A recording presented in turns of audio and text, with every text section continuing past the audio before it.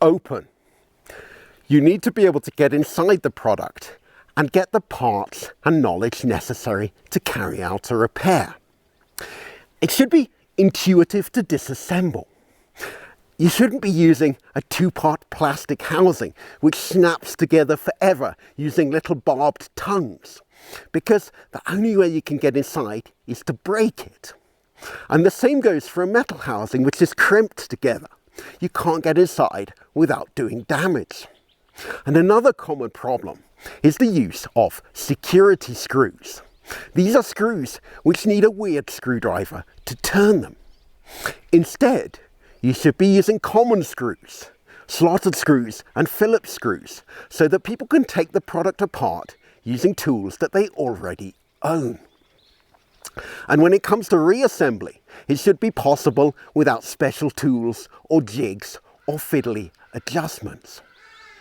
An excellent example is this lamp on the bench here. It's a Kaiser Edel lamp from Germany. The design dates from the 1930s, and I believe it's still in production. You can take the whole lamp apart using a standard flat screwdriver.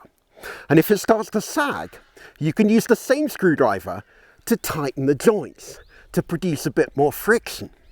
It's a brilliant design. Your product should also be modular and standardized. The wear parts should be removable and interchangeable. Ideally, they should be used by many manufacturers for many different applications because this makes them easier to get. Recently, I was overhauling an early electric lawnmower made by Rolux in Germiston near Johannesburg. And it has a sprung top cover. You put your fingers underneath it and you pop it open and reveal the motor. And it uses a standard industrial motor of the type used on a pillar drill with a standard footprint and standard mounting holes and a standard shaft diameter. So if the motor burns out, you can easily find another. You can salvage it from a scrap product and bolt it into place. And I compared this to a modern electric lawnmower and found that the modern mower had an unpainted open frame motor pared down to the bare minimum without standard mounting holes and held together by security screws. You should also make sure that your product uses accessible materials and shapes. Some materials are easier to repair than others, and some shapes are easier to repair than others. Wood, for example, if it cracks, you can glue it and clamp it and fix it. And if the damage is severe, you can cut a piece out of the wood and make a matching piece. You can slot it into the gap and glue it into place. And the same is true of mild steel. Using simple arc welding, you can weld up cracks. You can cut a piece out of the steel and weld a new piece into place. You can rivet it. You can even do what's quite common here. You can wrap thick wire around a damaged joint and use that to make an improvised repair. And you have the problem with plastics that they're not all so easy to glue. Some plastics, particularly brittle thermosetting plastics, things like urea formaldehyde and Bakelite, can be glued quite successfully. Other more common thermosoftening plastics aren't so easy to glue. And this is often made worse by the geometry of the components. They can be very thin and intricate. And a good example here is luggage. If you have a suitcase, you can make a suitcase out of fabric or leather. You can stitch it together. You can rivet on the hinges and the lock and the handle as separate parts. Or you can make it as a single plastic molding. And if you have the fabric or leather suitcase, if any of these parts break, you can fit new ones, or you can stitch up damage. But with a single plastic molding, which includes the lock and the handle anchors and the hinges and things, there's very little you can do if it's damaged. Next, your product should embody shared knowledge and code. The more people know, the more they can achieve. And with the internet, things have progressed a lot. You can help people a lot more. You can provide repair manuals on your website, exploder diagrams, a good supply of spare parts. And if you want to go a step further towards sustainability, you can even provide CAD drawings for the high mortality components so that people can make their own spare parts. And you can use open source code for a microprocessor inside the product so that people can modify it. They can make the product more versatile. They can make it match their own needs better. And an interesting example here is the camera that I'm using to make this film. I had a problem partway through the filming that the lens would only come halfway out and gave an error message. Said on the back, turn off and on again. And I thought, okay, it's making a suggestion. It's better than nothing. And I tried it about 10 times and it didn't fix the problem. And I thought, okay, it's probably some dirt in the lens mechanism. I tried cleaning it out with a piece of paper. Didn't fix the problem. So I didn't give up, took the camera apart, and after a while, I discovered that it worked with the back cover removed. And I thought, okay, must be that the back cover is pressing on something and causing the fault. So then with the back cover taken off, I squeezed it and pressed on it in lots of different ways until I found out that it was a ribbon cable with a broken core. And I managed to rewrite it and get the camera running again. But this error message could have been so much more useful. It could have said, check that the lens moves freely and check that the ribbon cable isn't damaged, etc. And it's a wasted opportunity not to do that. Lastly, your product should be built for freedom, not for secrets. There are too many secrets in the world. You need to respect the customer. Trust the customer and say, this is the product. I'm going to set the product free. Do good things with it. You shouldn't be trying to milk the customer for the last penny with subscriptions and updates and expensive consumables and the attempt that you'll often see today to set an artificial best before date for the product by stopping these updates and subscriptions. That's ridiculous. It pulls in completely the opposite direction from sustainability and respect for the environment. When I was teaching in Germany, some of my students were very keen on 3D printing because they thought if we can build something, we can also repair it. But the printer filament that supplies the 3D printers was expensive. So they built a prototype where had a hopper and they could put pieces of broken ABS plastic electronic device casings into this hopper and it would melt them and extrude them into an ABS filament for use in the 3D printer. And it wasn't perfect, but with the right 3D printer design, it had a lot of potential. It could give them the freedom to recycle things on a local basis and do things themselves without reliance on big corporations and networks that they really don't know and don't understand. As an example for open, I've chosen a smartphone. This might seem like an odd example because a smartphone is far from being perfectly open. There are problems coming into smartphone design today, like parts pairing, which means that the parts have digital serial numbers, and these serial numbers need to match internally in order for them to work right. And a lot of more modern phones than this one no longer have an easily replaceable battery. Instead, the battery's soldered into place. Sometimes it's even glued onto the back of the screen in a really gratuitous piece of design so that you have to replace both the screen and the battery at the same time. But the smartphone is the most widely repaired piece of electronics that you'll find, and it has a lot of potential. And smartphone repair is centered on Pakistan. So if you take your smartphone to an independent repair shop, chances are the guy who repairs it will be a young man from Pakistan who wants to see the world. And Pakistan organizes the training for most of the phone repairers and also organizes the supply network that brings the parts, usually from China, but they're shipped through Pakistani companies and wholesaled and distributed to Pakistani-owned phone repair shops. It's like the best pizza chefs come from Italy and the best footballers from Brazil. And the best phone repairers, they come from Pakistan.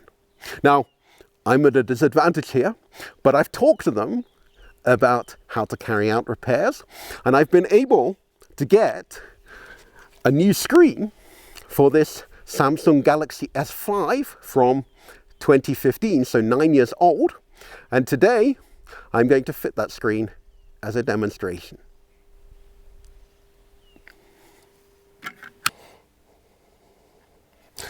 So this phone has a cracked screen, as you can see, and I've been able to obtain a replacement screen, despite the fact that this phone is close to 10 years old. And this stands in stark contrast to things like compact cameras and televisions and toasters, where it's hard to get the spares even when they're new. And this screen is held on with adhesive, and the adhesive's waterproof, but it can be softened with heat, which is a really nice thing. Some adhesives are permanent, others you can get off with heat, and yet more with solvents or with water. And it's nice, obviously, to be able to take something apart. So what I'm going to do now is remove the back cover, take out the battery and the SIM card, and then undo 3 screws so that I can get to the cables for the screen and the home button.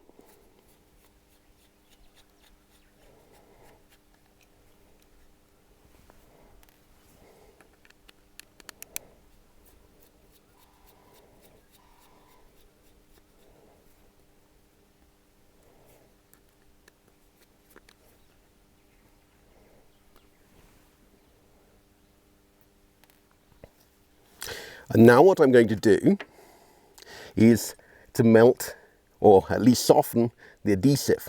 And the way I'm going to do that is I'm going to put it in the stainless steel pan that's on top of a hot plate. And I'm using a variable transformer to turn down the voltage a bit so that it doesn't destroy the phone. And it should be somewhere around 70 or 80 degrees. Yeah, it's just over 70 around the edges, a bit cooler in the middle. That'll be okay. So I'm going to put this in there for about 5 minutes. This is actually going to be the 3rd screen that this phone has had in its lifetime. You can tell that this is an unbranded replacement screen from the fact that the glass is a bit thicker.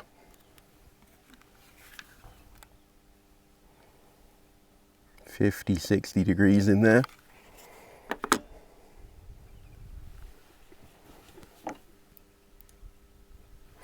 I think the screen is starting to lift itself off. Well, that was nice and easy, wasn't it? I think it's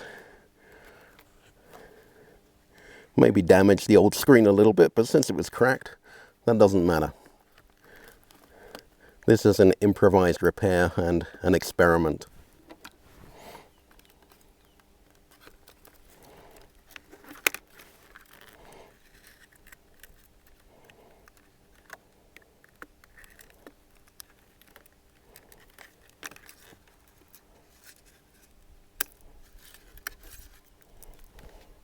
Seems like this screen is also attached using a little bit of double-sided tape behind it.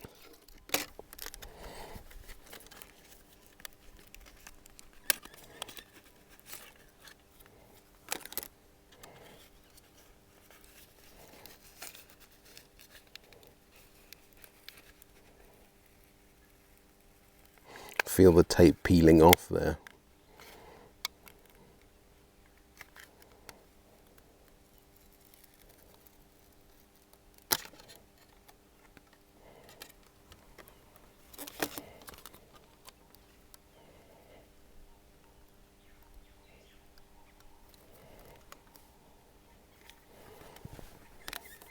Okay, so that's the broken screen removed.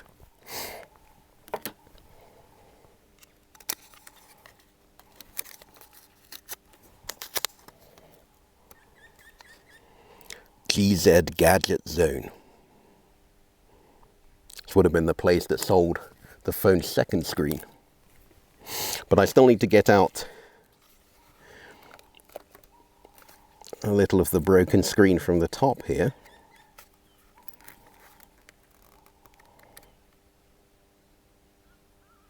Looks like one of the ribbon cables is unfortunately broken here. So I'm going to have to go to the phone shop and buy a new Samsung Galaxy Home button. This is something that's very easy to do with a product with parts as small as this.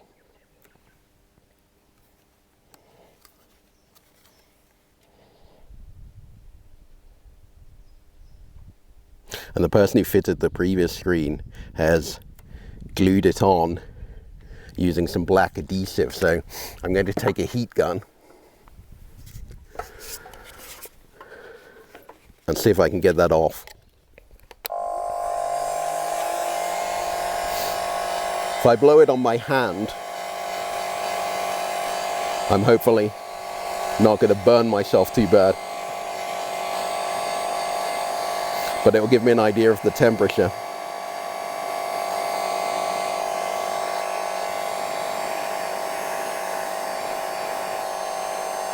Heat gun can also be used to remove the screen if you're careful.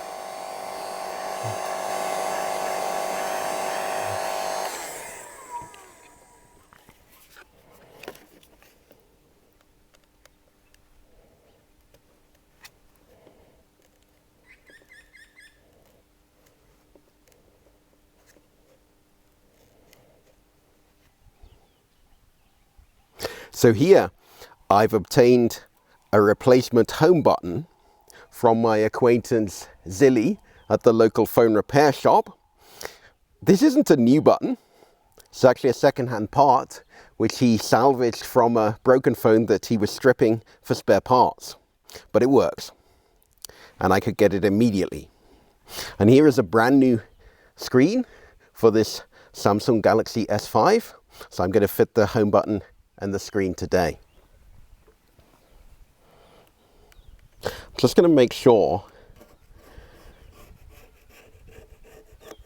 that the edges of the housing here are reasonably clean, because they've had the original glue in there, and then the glue for the second screen that was fitted, which seems to have been black glue in a white phone. But it shouldn't matter, because the transparent glue and the black glue are essentially the same. It's only the color that differs.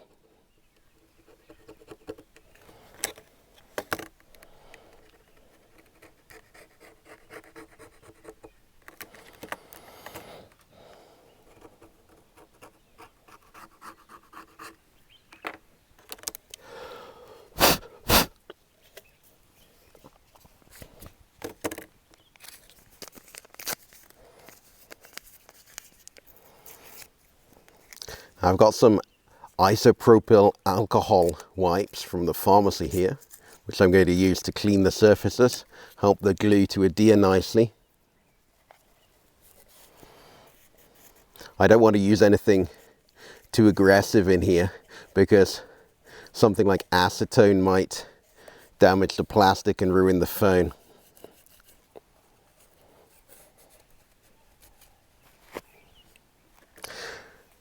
So this is the glue made by Zanlida of China. It says multifunction adhesive, magic glue, extraordinary strength ability, amazing design, sold all over the world. And to me it seems like a more refined version of silicone bathroom sealant. It has this little metal nozzle, which is a tiny tube that you can use to squirt the glue precisely, and a little peg that goes in the center of the nozzle to keep it clear so that it doesn't dry up inside. Now, first thing I'm going to do is to fit the home button.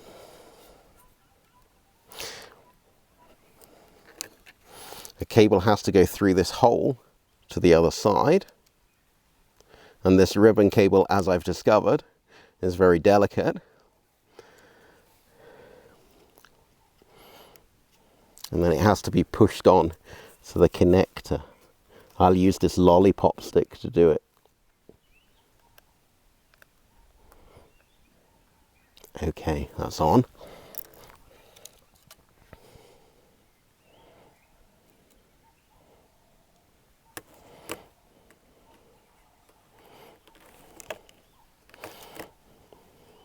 And I think I'll put a couple of dabs of this glue underneath the button so that it stays in the right place.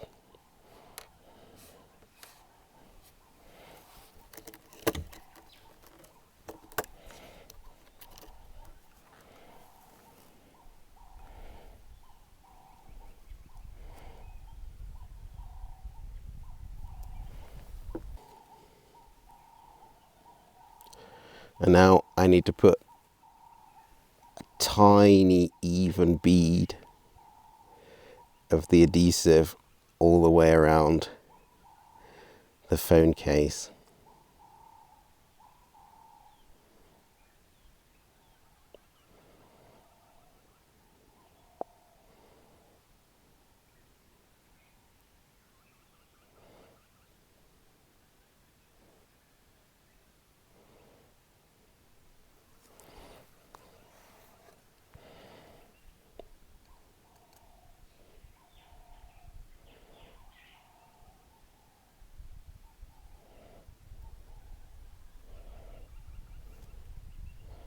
Some dirt in the adhesive there.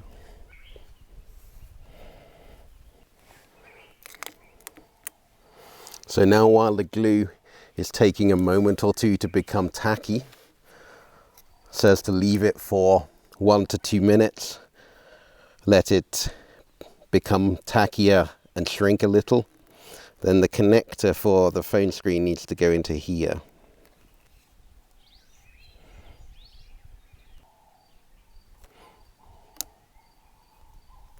So I think that should be long enough.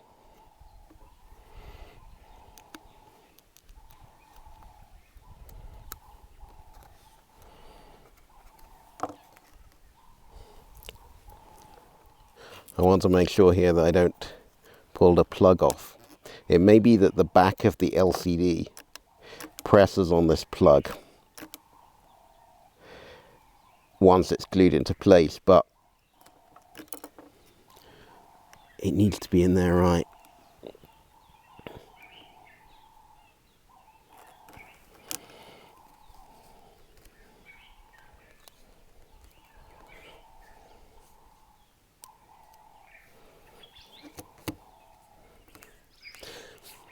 I'll press it with the rubber underneath to protect the screen because it's very thin glass. It's probably not even a millimeter thick.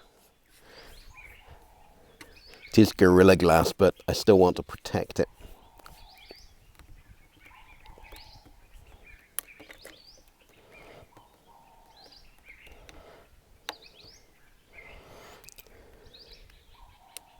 And that seems to have been a mistake because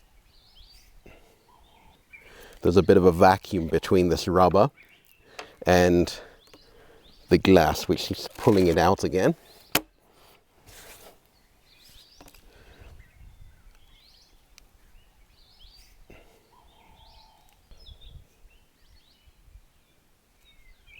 But I think I will take the phone battery and put it in. Just check that the phone switch is on right. Display's looking good.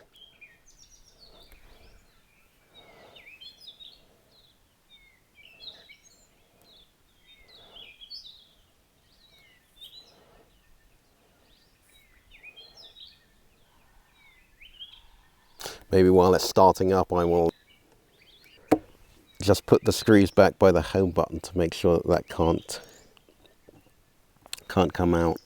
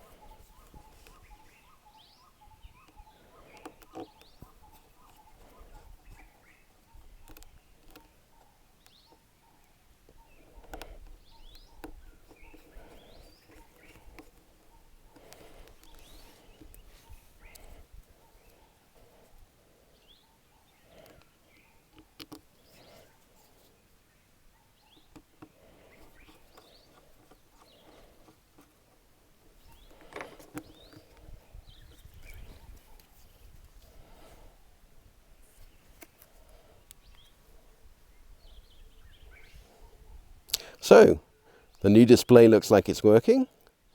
This is our cat, Dimitri.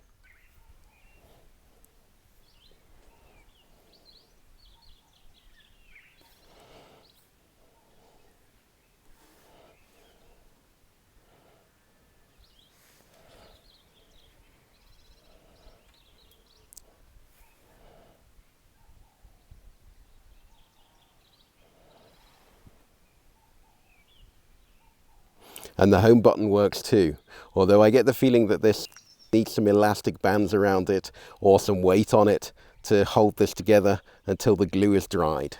So what I'm going to do, I'll switch it off.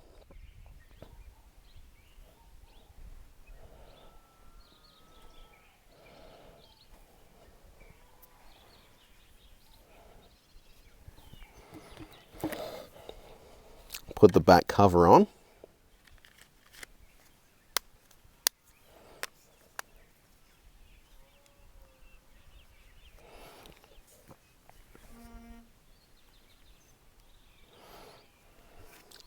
And then find a clean piece of bench.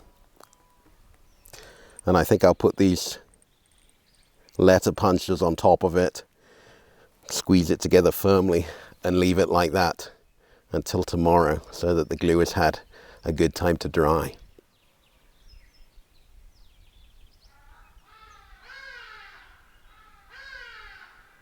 So here you can see that it's maybe not easy to replace a phone screen, but it's something that's realistic, and it's something for which there's a lot of support available. There are a lot of guides in the form of videos online, and you can get the parts from most independent phone repair shops.